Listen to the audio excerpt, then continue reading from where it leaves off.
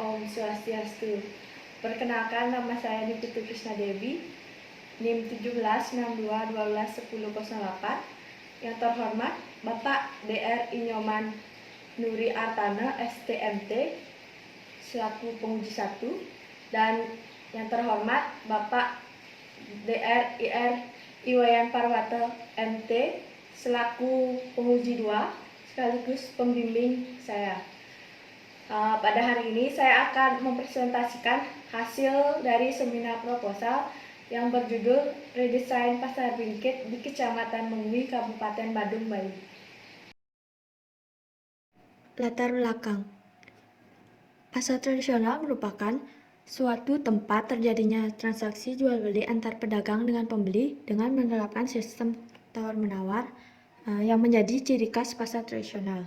Menurut Peraturan Presiden Nomor 112 Tahun 2007, pasar tradisional adalah pasar yang dibangun dan dikelola oleh pemerintah pusat, pemerintah daerah, BUMD, dan pihak swasta atau dikelola oleh pedagang kecil menengah, koperasi, swadaya, masyarakat yang proses jual belinya dilakukan dengan proses tawar-menawar.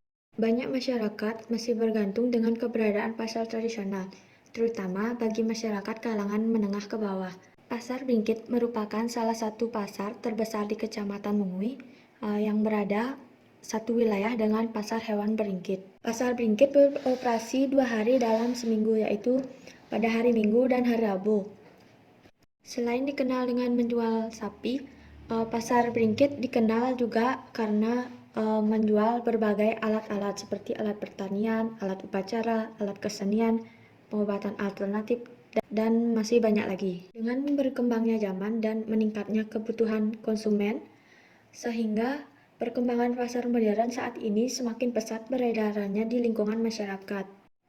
Bisa dilihat dari banyaknya toko-toko swalayan yang menjamur di setiap daerah, sehingga hal ini dapat menjadi masalah serius bagi persaingan antar pasar tradisional dan pasar modern. Adapun beberapa permasalahan jika dilihat dari keseluruhan, yang pertama ada ancaman pasar tradisional, di mana perkembangan pasar modern saat ini semakin pesat sehingga pasar tradisional yang posisinya mulai tergusur oleh munculnya pasar-pasar modern tersebut.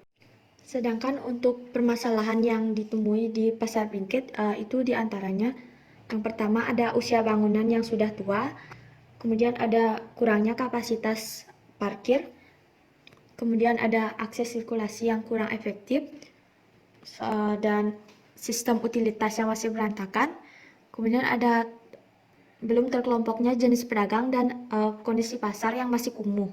Dari data hasil wawancara yang dilakukan secara acak dengan 15 responden, di mana terdapat beberapa masalahan yang berdasarkan dengan beberapa pertanyaan yang diajukan, di mana pertanyaan itu yaitu seberapa sering melakukan kunjungan ke pasar Bingkit, kemudian kenyamanan saat berada di pasar, kemudian ada pengelompokan pedagang, kemudian ada parkir, kemudian ada kondisi bangunan pasar dan isu membangun bioskop serta jam operasional pasar.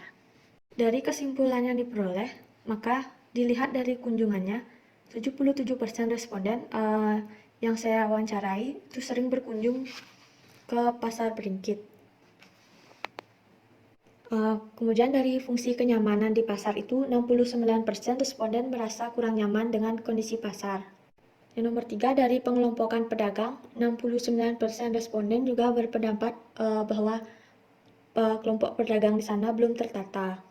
Kemudian yang nomor 4 ada fasilitas parkir, di mana 77% responden berpendapat bahwa parkir di sana kurang baik dan masih berantakan. Yang nomor 5 dilihat dari kondisi pasar. 62% responden menanggapi kondisi pasar yang kurang baik. Kemudian yang nomor 6 dari isu membangun bioskop yang diperoleh dari seluruh responden itu semua sebagian besar menyetujui dari adanya isu tersebut. Kemudian untuk jam operasional pasar, jadi sebagian besar responden mengharapkan pasar itu dibuka setiap hari.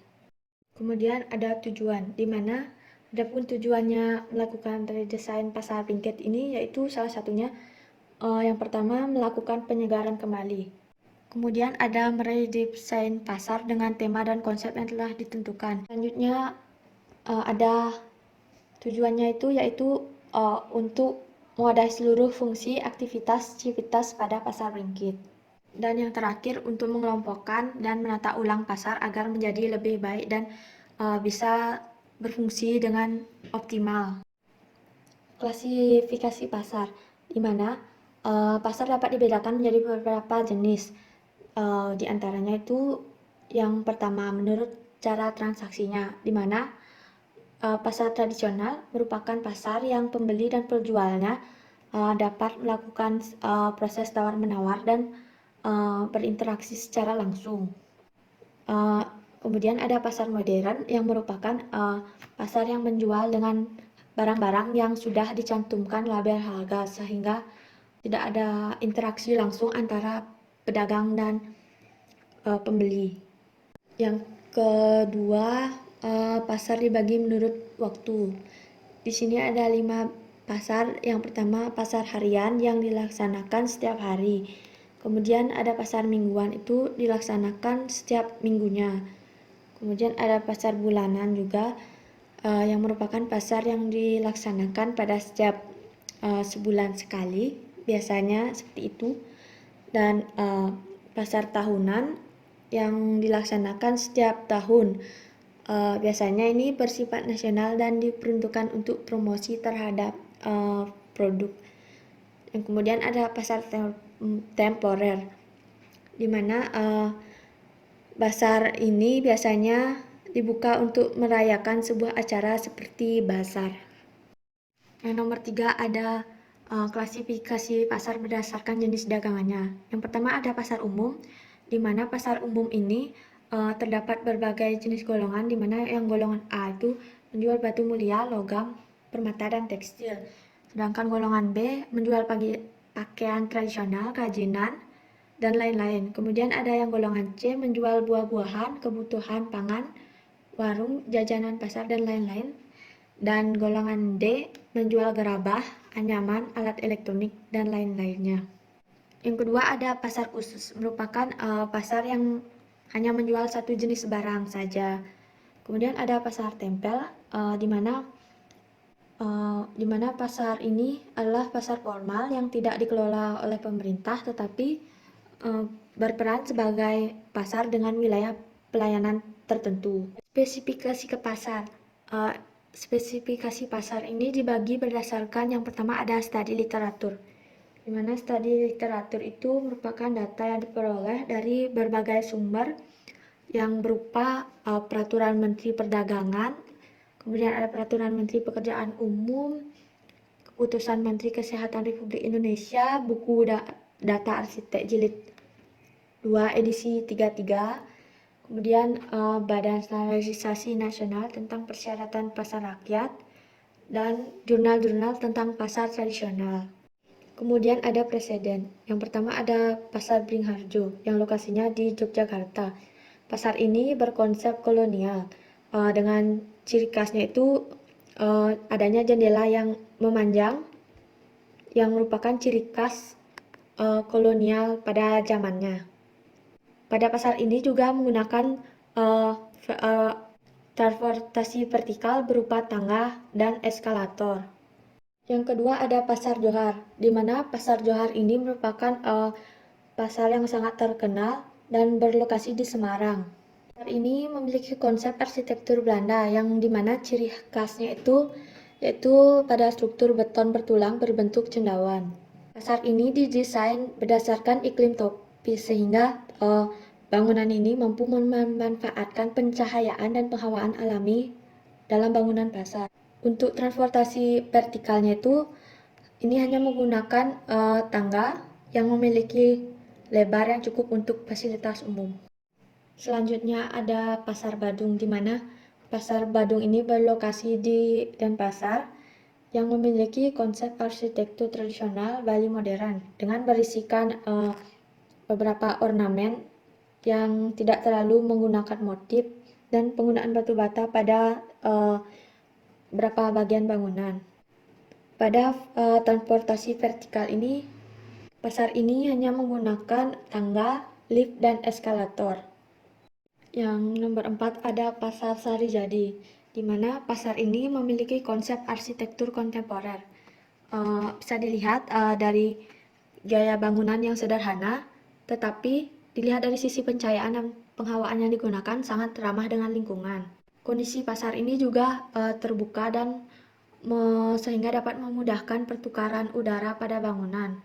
Pasar ini berlokasi di Kota Bandung dan memiliki transportasi vertikal hanya berupa rem yang menghubungkan lantai 1 hingga lantai 3. Selanjutnya, nomor 5 ada Pasar Jelajah Opang yang berlokasi di Lombok Tengah.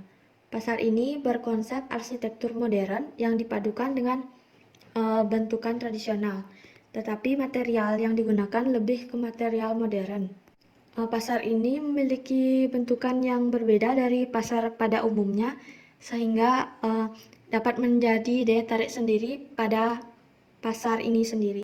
Selanjutnya ada karakter pengguna, di mana karakter pengguna pasar Bingkit ini yaitu pedagang, pembeli, atau konsumen, dan pengelola. Kemudian ada jenis ruang. Penataan ruang dagang, aksesibilitas dan zonasi. Ini ada area parkir, fasilitas umum, elemen bangunan, keselamatan dalam bangunan, dan pencahayaan dan sirkulasi udara. Kemudian ada karakter pengguna, di mana dibagi menjadi 3, yaitu pedagang, pembeli atau konsumen, dan pengelola. Kemudian ada jenis ruang utamanya itu terdapat ruang terbuka yang dimanfaatkan untuk area jualan lapak pedagang yang permanen, yang non permanen, maupun bisa dijadikan sebagai area parkir pada sekitar pasar. Kemudian ada ruang tertutup, di mana contohnya itu seperti kios, los, kamar mandi, dan lain-lainnya. Dan selanjutnya ada persyaratan arsitektur, di mana persyaratan sini ada penataan ruang dagang, aksesibilitas dan zonasi, kemudian ada area parkir, fasilitas umum, elemen bangunan, keselamatan dalam bangunan, pencahayaan, dan sirkulasi udara. Kemudian selanjutnya ada tema dan konsep dasar. Di sini tema yang dipilih yaitu arsitektur modern, di mana arsitektur ini merupakan ilmu merancang yang berfokus pada desainnya yang sederhana dan menganut from follow function, yang berarti bentuk mengikuti fungsi. Tujuannya itu untuk memberi tampilan baru pada pasar agar bisa bersaing dengan pasar modern yang ada saat ini. Selanjutnya ada konsep dasar, di mana konsep yang digunakan yaitu higienis, di mana pengertian higienis merupakan upaya pencegahan untuk meningkatkan kesehatan dan mencegah penyebaran wabah penyakit. Tujuannya itu agar meningkatkan citra pasar tradisional dan menghilangkan kesan kumuh dan kotor di pasar tradisional. Kemudian ada syarat kehandalan struktur dan utilitas, di mana yang pertama itu ada struktur. Struktur itu dibagi menjadi 3 bagian, yaitu superstruktur, superstruktur, dan substruktur. Sedangkan pada utilitas itu dibagi jadi beberapa. Yang pertama ada air bersih, air kotor, pencahayaan, penghawaan, dan sistem keamanan bangunan. Selanjutnya ada metodologi penelitian, di mana metodologi ini menggunakan 3 tahap. Yang pertama itu ada metode analisis yang terdiri dari metode pemrograman arsitektur, metode analisis keterkaitan dan hubungan ruang, dan metode pemilihan site, metode penyusunan konsep dan tema, metode penyusunan konsep-konsep. Dan jenis dan sumber data itu dibagi menjadi 3, yaitu jenis data yang digunakan, sumber data valid, dan strategi pengumpulan data. Dan terakhir ada jadwal pelaksanaan yang terdiri dari lokasi dan tahap penelitian dan juga waktu penelitian. Selanjutnya ada rencana tahap berikutnya, di mana yang pertama itu ada program profesional, yang program reformasi, yang ketiga ada program arsitektural, selanjutnya program tapak, selanjutnya ada transformasi konsep, dan yang terakhir ada desain atau sintesis. Sekian presentasi yang dapat saya sampaikan. Mohon maaf bila ada kesalahan kata ataupun penjelasan. Akhir kata saya tutup dengan Prama Santi. Om Santi Santi Santi Om.